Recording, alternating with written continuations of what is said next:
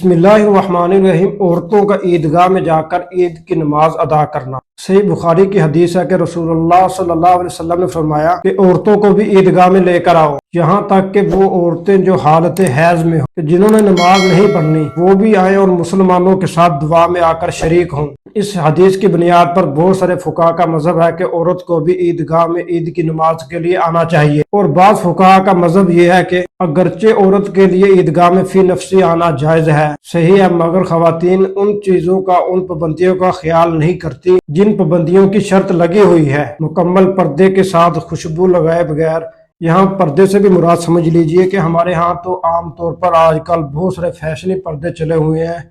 کہ برقعے چلے ہوئے ہیں، ان میں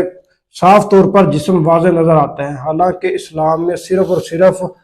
ایک چہرے کا پردے کا نام نہیں، بلکہ آپ کا جسم کا کوئی اعضاء بھی نظر نہ آئے، آپ کے ہاتھ بھی چھپے ہوں، آپ کے پاؤں بھی چھپے ہوں، یعنی کہ آپ کے جسم کا کوئی حصہ بھی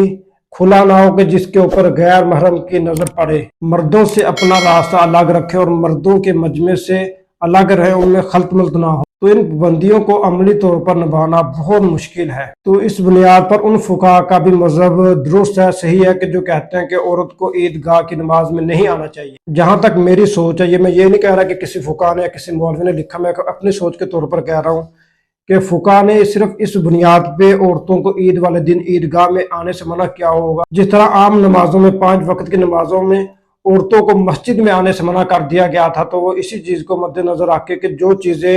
جن چیزوں کو مد نظر رکھ کے جو 5 وقت کی نمازیں تھیں ان چیزوں کو سامنے رکھ کے منع کیا گیا تھا، تو وہ وہی چیزیں عید کی نماز میں بھی پائی جا رہی ہیں۔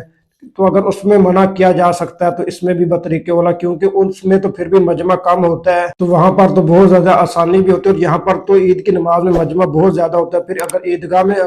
نماز پڑھ رہے ہو تو وہاں پر تو کوئی پردے کا بھی خاص خیال نہیں ہوتا، اور وہاں پر مجمع بھی بہت زیادہ ہوتا ہے کہ